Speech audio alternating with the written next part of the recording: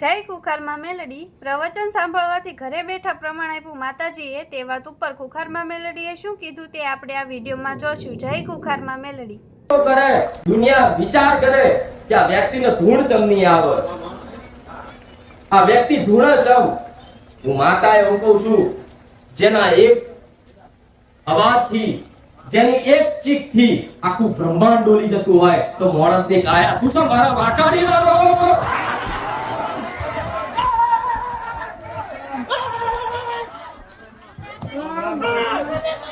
મારા વાટાડી ના, મારા એક અવાજથી, મારી એક ચીખથી આખું બ્રહ્માંડ ડોલી જતું હોય તો માણસની કાયા શું છે? ખાલી મારા નામનું સ્મરણ કરવાથી માણસની કાયા હલી જાય। હું મેલડી આવું કહું,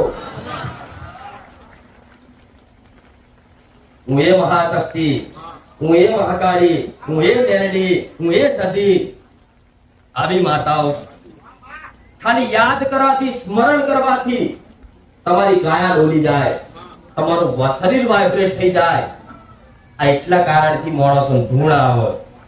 દુનિયા ને કહેતા કા તો ધૂળ માનસિક સ્થિતિ, માનસિક હોય, માનસિક મનથી ધૂળતા હોય, પણ હું માતા એવું કહું છું, મનથી તમારી માને સ્મરણ કરતા હોય ને અને તમારું મન એકદમ નિર્મળ ને સ્વચ્છ હોય ને તો દેવી શક્તિનો આવેશ થાય, અંદર પ્રેરણા થાય, તારે કદાચ મારા જેવી મેરડી માતાની પૂરા આવું કહું છું। માતા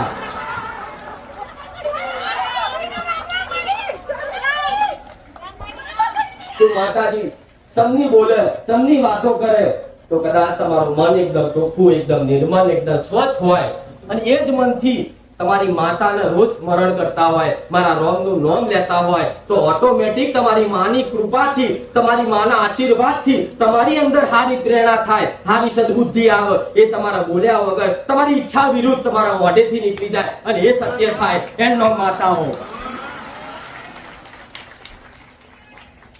કે શું માતા સાક્ષાત બોલતી હશે? મારા દીકરાના મનમાં બેઠી, મારા દીકરાના હૃદયમાં બેઠી, મારા દીકરાની નાભીમાં બેઠી, ખાલી મારો દીકરો ખાલી મારું નામનું સ્મરણ કરે ને એટલે તરત હું સાક્ષાત મેળવી જાગૃત કરી દઉં। ભલે મારે એના અવાજથી બોલવાનું, મારે એના અવાજથી, એના સૂરથી બોલવાનું, એના શબ્દોથી બોલવાનું, પણ કદાચ મારા દીકરાના ઈચ્છા વિરુદ્ધ મારો દીકરો વિચારે નહીં એ પહેલા હું મેળવી ઓનલાઈન પહોંચી જાઉં। એક કલાક, બે કલાક નોન સ્ટોપ પ્રવચન કરું એટલે લોઢાના ચણા ચાવા કરે।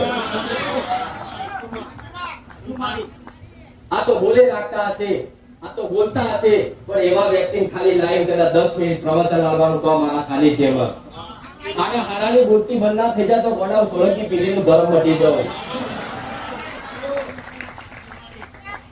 પણ મારા દીકરાનો ભાવ, મારા દીકરાનો પ્રેમ મારા પ્રત્યેનો એટલો છે, મારા દીકરાની ભાવના એવી છે, દરેકનું દુઃખ સારું થાય, દરેકનું દુઃખ દૂર થાય, દરેકનું કલ્યાણ થાય, દરેકનું ભલું થાય, દરેકને પોતાની માતાની વાસ્તવિક પ્રેમ મળે। આવી મારા દીકરાની ભાવના છે ને એટલે એની ભાવનાને કદાચ ઠેસ ના પહોંચે એના માટે આવી ગાદી પર ભરી સભામાં બોલતી હોય તો હું મેલડી આવો સત મારા ભગવાનનું મને મેળવી નાલ્યું હોય તો મારા દીકરાની બધી ભાવનાઓ ચેક કરીએ છીએ, જેટલો સ્વાર્થ છે, જેટલો નિસ્વાર્થ છે, બધું કદાચ ચારી પરીક્ષાઓ કરી તારે મારા ભગવાને આવી સતની ગાદીનો સિક્કો માર્યો હોય। એટલે તો મારા દીકરાના ભક્તિના અનુભવના માધ્યમથી જ હું મેલેડી બોલું ને તો મારા દીકરાના અનુભવથી કઈક દીકરાઓનો બેડો પાર કરી આવું સોલંકી કીધું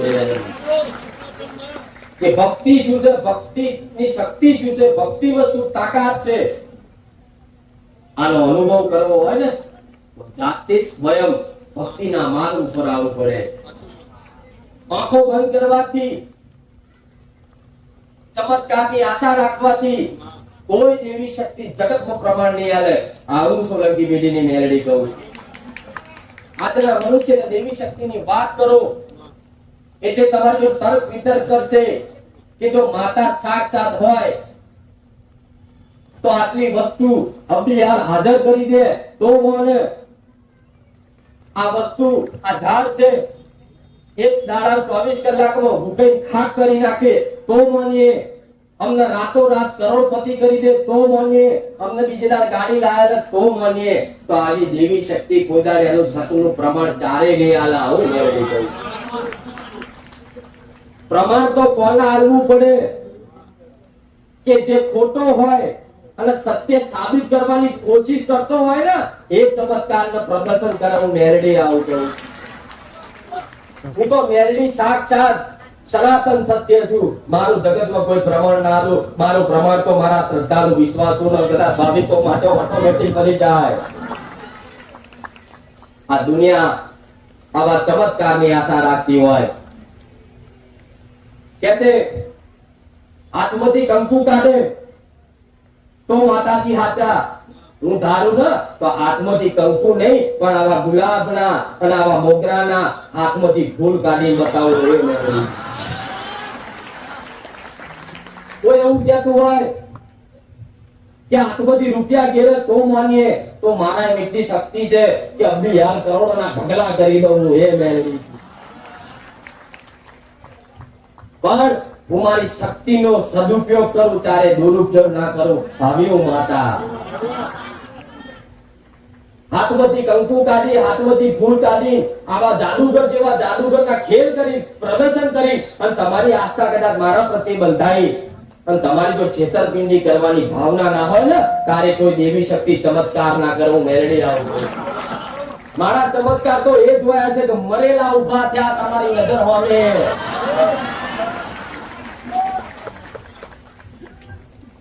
એટલે દુનિયા તર્ક વિતર્ક કરતી હોય તો એની જોડે ખોટી બહસ કરવાની જરૂર નહીં, ખોટી વાર્તાલાપ કરવાની જરૂર નહીં. મેં પહેલા કીધું તું જે કદાચ દેવી શક્તિમાં ભગવાનના અસ્તિત્વ ઉપર વિશ્વાસ ના કરતા હોય, જગતમાં નાસ્તિક બનીને ફરતા હોય, એવાનો સંગ ના કરતા. હું મેરડે આવું કહું. સંગ કરો તો ભક્તોનો કરજો, સાચા શ્રદ્ધાવાન શ્રદ્ધાળુઓનો કરજો, જેથી સત્સંગ થાય અને સત્સંગથી તમારું મન તમારું ચિત્ત એક કદાચ તમારી કુળની માતાના અને મારા જેવી માતાના આગળ કદાચ એક ધાર્યું કદાચ લગાવ ચોટી રહે. એનું નામ માતા હું મેરડી આવું કહું. જેમ કે આ દુનિયા તમે કદાચ મારી કુખાર મેરડીની વાતો, મારે પરચાની વાતો તમારા સગા સંબંધીમાં, કુટુંબમાં, તો નોકરી ધંધે ગમે તો જતા હોય, તમારા મિત્રતામાં, ભાઈબંધીમાં વાતો કરો કે કુખાર મેરડી જબરી પરચાદાર છે, અપરંપાર પરચા છે, તો તરત એમ કહે છે કે આ બધી અંધશ્રદ્ધામાં પડતા નહીં. તો માતા એવું કશું છે નહીં માનતો એને ના કહેતા, જેથી તમારી આસ્થાને ઠેસ પહોંચે.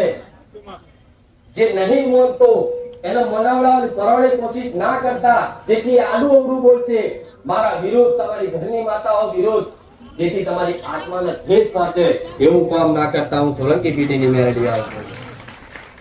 આ નવી નવી ભક્તિ ચાલુ કરી હોય એટલે કઈક દીકરા દીકરી એવા કે નવા નવા ચમત્કાર જોવા મળે, નવા નવા અનુભવ થાય. ઓહો, આ તો માતાજી મને જેવો પરચો આલ્યો, આ તો વિચાર કર્યો કે મારી મારો મોબાઈલ લાવો છે અને બીજે દાડે મોબાઈલ આવી ગયો. કોઈ વિચાર કર્યો ત્યાં મારે હોનાની બુટ્ટી લાવી છે અને ઓટોમેટિક એના ઘરવાળાના મગજમાં વસી હોનાની બુટ્ટીઓ લઈ આવી. હું મેરડી આવું કહું. એટલે આવું નવું ચમત્કાર જેવું લાગે. ઓહો, આપણે તો વિચાર કરીએ છીએ, નજર સામે વસ્તુ હાજર થાય છે. કોઈ વિચાર કર્યો પૈસાની જરૂર છે, 5000 છે નહીં, હપ્તો આવ્યો છે, બેંકની લોન નો હપ્તો ભરવાનો છે, ખાલી સ્મરણ કર્યું અને ઓટોમેટિક ગમે તો અહીં 5000 હપ્તાના સેટિંગ કરી આલ્યા. આવું મેરડી કહું. એટલે તમને ઉત્સાહ જાગે, ઓહો માતાજી સાક્ષાત મારું ઓપરેશ. એટલે આ ઉત્સાહના હરકના કારણે તમે કઈ જગ્યાએ વાત કરો છો એનું ભાન તમને નહીં રહે. તમે બસ જો તો તમને માતા 24 કલાક મગજમાં વસી જઈએ છે. એટલે જો તો તમે માતાના વખાણ ચાલુ કરી દેશો. મારી મેરડી તો આવી, મારી માકાડી તો આવી, મારી માકાડીએ આટલું આલ્યું, આટલું કર્યું, મને નોકરી લઈ આલી, તો બાજુવાળો માણસ છે તમારે હસી મજાક ઉડાડતો છે. આવું મેરડી કહું છું. કે આ બધું ના હોય, આ તો થવાકાર થઈ ગયું અને તમને કદાચ મોની લીધું, પણ હું માતા એવું કહું છું થવાકાર કદાચ આ 5000 માંથી 5 માણસ નું જ થાય. 5000 નું પ્રમાણ ના મેરડી આવું કહું. આ એક સાનિધ્ય એક ભાવિ કેવા બાકી નહીં હોય કે મારો મેરડી નું પ્રમાણ નહીં મળ્યું હોય.